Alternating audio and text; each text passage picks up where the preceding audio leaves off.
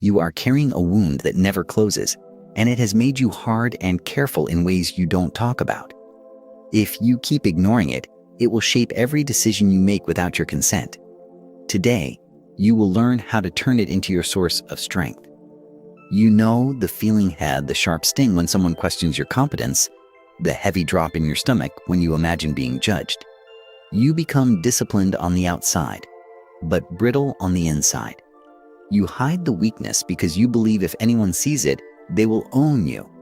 Yet hiding it hasn't freed you, it has bound you tighter to the fear. If you ignore this, you will keep performing your life instead of living it, managing impressions rather than making choices. And one day you will wake up bitter, surrounded by success that feels like a hollow monument. There is a myth that explains this with brutal accuracy, the tale of the Fisher King. In it, a king is wounded in the groin, and the wound will not heal. His entire land becomes a wasteland. The king can only sit by the water and fish, barely sustaining himself. His people starve because the vitality of the king is the vitality of the land. You are that king when you pretend your wound isn't there. Your world becomes barren in subtle, invisible ways. You might have money, but no nourishment. You might have respect, but no rest. You hold everything tightly, yet it keeps slipping through your fingers. So what is this wound? It's the deep hurt you try to outgrow with skill, status, or silence. It's the moment when you needed to be seen and weren't, and now you dread judgment like a blade at your throat. In the story, the land stays dead until a young traveler arrives and asks the right question. He doesn't fight a monster. He doesn't fix the king. He simply asks, "What are you going through?" The power is not in heroics. It's in attention.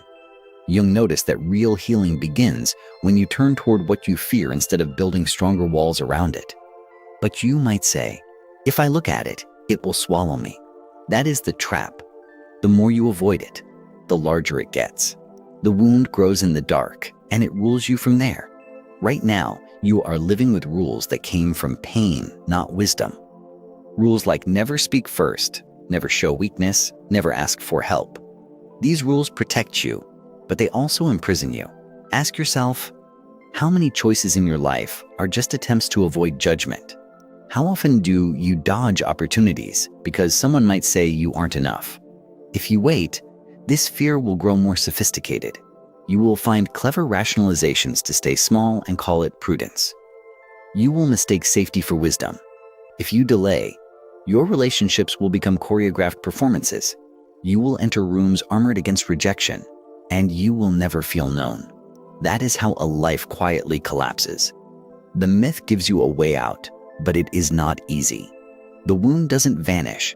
Instead, it becomes the key to your strength. The wasteland heals when you ask honestly and answer honestly. Your deepest pain is not a defect. It's raw information. It tells you what matters and where your character must be forged. Trembling is not proof that you're weak. It's proof that you're close to the truth. Let me tell you a story. Imagine you, years ago, standing at a long table while your boss criticizes your proposal, and the room turns cold. No one defends you. You make a quiet vow. Never again will you be caught unprepared. You hone your skills like a warrior sharpening steel. You become competent, reliable, and restless. But the vow has a hidden clause: I will be perfect, or I will vanish. So you filter yourself until there's nothing left to show but a mask. People praise you without knowing you. Years pass. A new opportunity appears. Leading a team, sharing a new idea, starting something of your own. Your chest tightens, and you say, I'm not ready. The wasteland expands. One evening, you sit alone in your apartment, exhausted but unwounded. The city hums outside, and you realize your life is perfectly arranged to avoid risk. You are safe and stuck. In that moment, the traveler arrives. It's not a person, but a question. What are you going through? You hear it in your own voice, which you have learned to ignore. You answer aloud because whispering won't do. I'm afraid of being judged and discarded. The room feels different, as if the floor shifts an inch beneath you. Jung wrote that what you resist controls you. You just turned toward the thing that controlled you, and the power chain shifted by a degree. Not enough to be free, but enough to start. In the myth, the Grail appears when the right question is asked. The Grail is not a cup. It's a living source of renewal that cannot be claimed by pride. It comes to those who can bear the truth. You, listening right now, can bear the truth. You can say, I have a wound that shapes my life. It is not going to vanish, but it will transform if I stop hiding it. Ask yourself, where do you feel tight, guarded, rehearsed? Where do you try to anticipate everyone's opinion before you speak? Those are the places your wound exerts its silent rule. The story continues. The traveler doesn't fix the king. He stays present to the pain, and that presence breaks the spell. Your presence to your own pain breaks your spell. But presence is not passive. It asks you to watch what happens in your thoughts, breath, and body when judgment threatens. You need a method, not just a mood. Pause for a moment. When you imagine making a vulnerable move, applying for the role, asking for the conversation, showing the new idea, what story leaps up to stop you? Whose voice is it? Often, that voice isn't your own. It's an echo of a teacher, a parent, a leader, or a moment of humiliation that burned its shape into your nervous system. You can respect the origin without obeying it. Whether you know it or not, you've been serving the wound like a king serves a hidden master. The land withers because the king won't change his service. This is where you revolt. Revolt begins with naming. My wound is the fear of being judged as not enough. When you say it, you immediately see how many decisions were made on its behalf. This is not your enemy. It is a compass. The pain points toward your path, toward growth and inner peace. What terrifies you reveals where your character wants to be built. Consider the paradox. The very place you fear exposure is the place you will become unshakable if you practice there. The wound becomes wisdom when you apprentice yourself to it. Let's make this concrete. Imagine two futures. In one, you keep managing impressions, never risking criticism. You feel efficient and empty. In the other, you speak honestly and endure the heat. You feel alive. Which future do you want? Which one respects the man you are trying to be? Choose now, because drifting is choosing the wasteland. Here is the turn. Enough story. Now we act.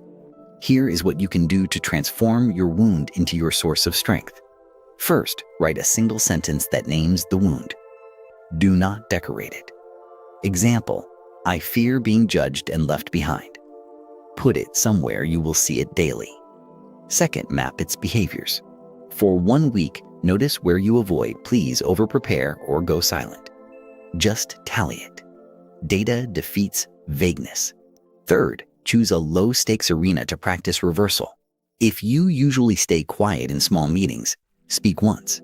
If you over-prepare, set a time limit and stop at it. You are teaching your nervous system a new pattern. Fourth, make an oath to one trusted person. Say, I'm practicing showing up even if I'm judged. This isn't a confession. It's a contract. Accountability melts fear. Fifth, build a brief daily ritual that honors the wound without worshiping it. 3 minutes of breath, then 1 minute naming what you fear, then one step anyway. The ritual keeps you moving. Sixth, set a weekly challenge with consequences. For example, every Friday, I will share one idea publicly. If you fail, you owe a friend a favor or a donation. Pain loves ambiguity. Remove it. Seventh, create a judgment drill.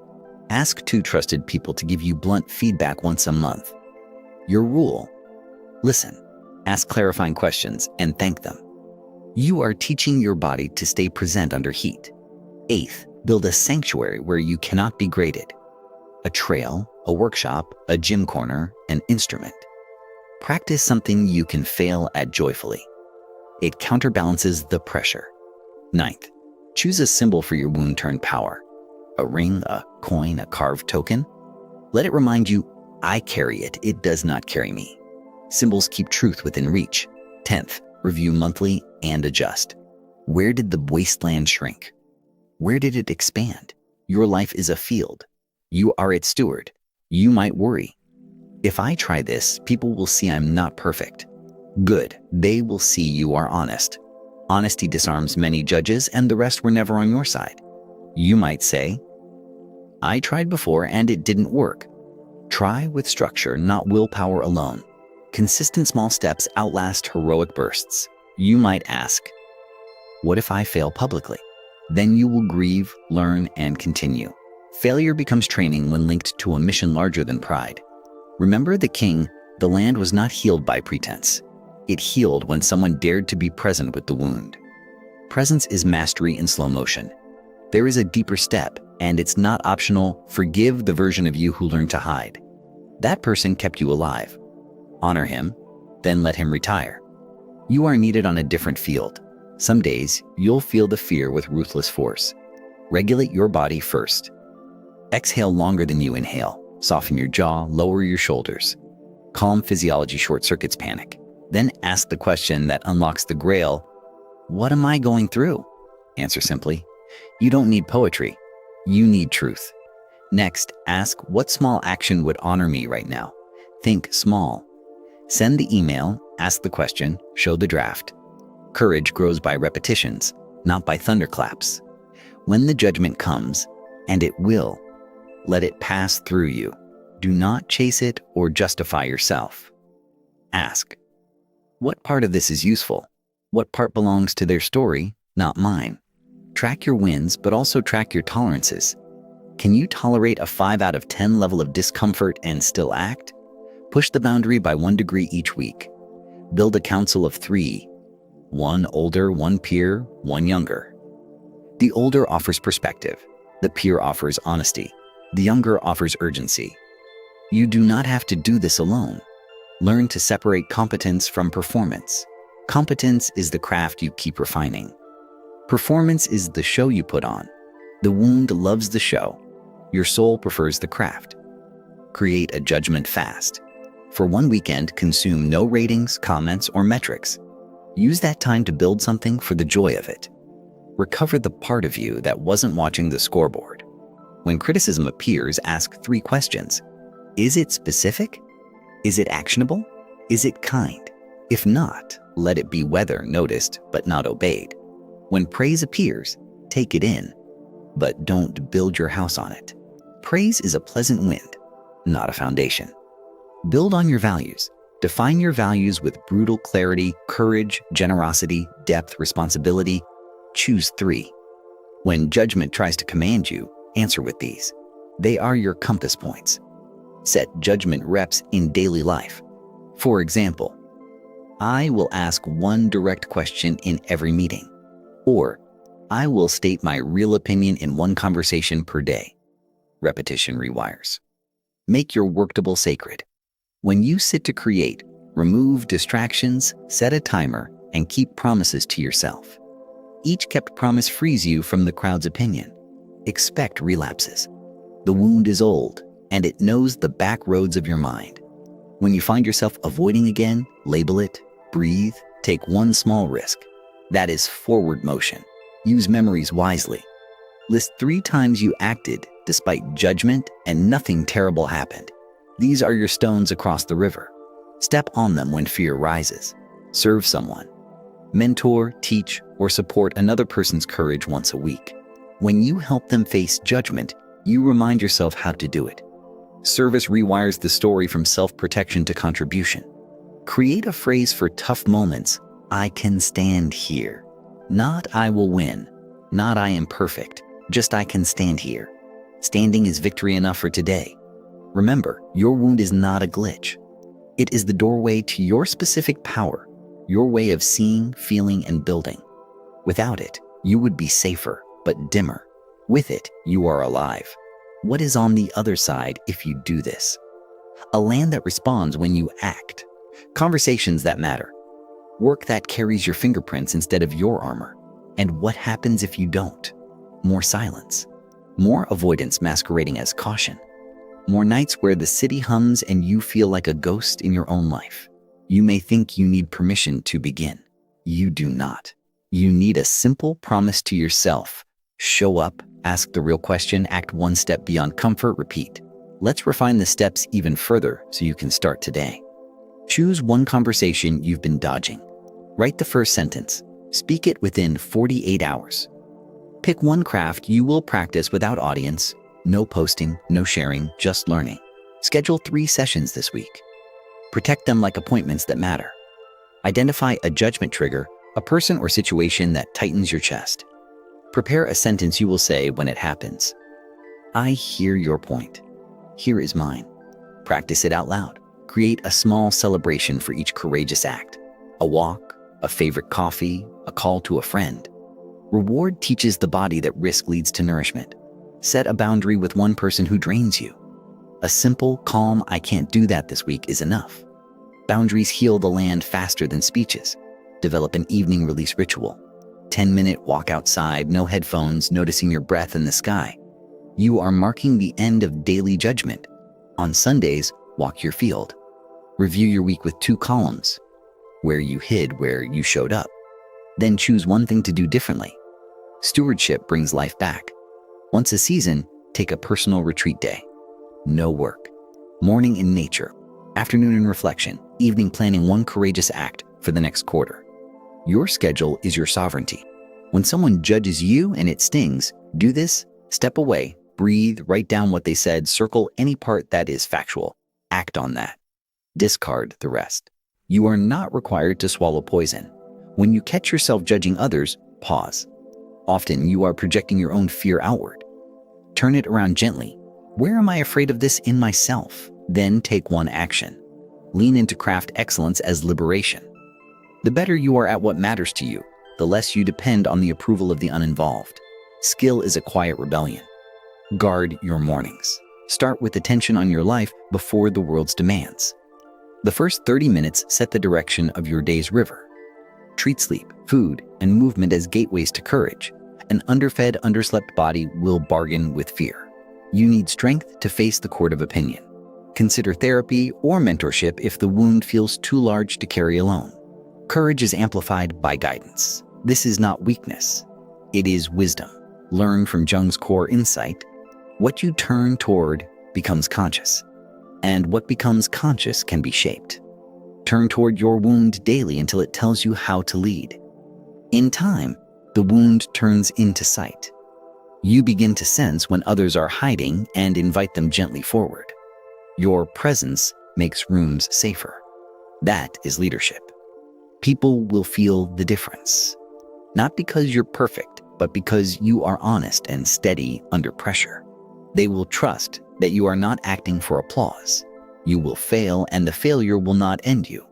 It will teach you where to grow next. You will learn to translate judgment into information, then into action. One day you'll notice the land has changed. The river runs again. People gather. Work feels like contribution, not performance. The wound remains, but it guides rather than rules. You will still carry fear, but it will no longer carry you. The throne is yours again, not for domination, but for stewardship. You become a quiet power in your sphere. And when a younger man comes to you with the same dread of judgment, you will not lecture him. You will ask the question that saved you. What are you going through? Then you will stand with him. The Fisher King myth was never about a medieval court. It was about you. The kingdom is your inner life, your family, your work, your future. Heal the king and the land responds. Right now, choose one action. Speak one truth. Take one risk. Then mark it, write it down, tell someone, or simply notice the ground beneath your feet. You are not helpless. If you do not do this, you will keep being controlled by the fear of judgment, and it will cost you the life you came here to build. If you do this, you will be free enough to create, love, and lead. The wound will never be your enemy again. It will be your teacher, your compass, your quiet badge of authority. Walk now. The land is waiting. Breathe, name it, ask the question, and step. Your kingdom comes back each time you do. The Grail appears in ordinary rooms when you tell the truth. Before you go, decide your next move. Do not leave this moment without a commitment. Write it down and do it within 2 days. Delay is the wasteland's favorite trick. You are not broken, you are being shaped. The wound you carry is becoming the instrument through which you serve your life. Stand with it and step forward.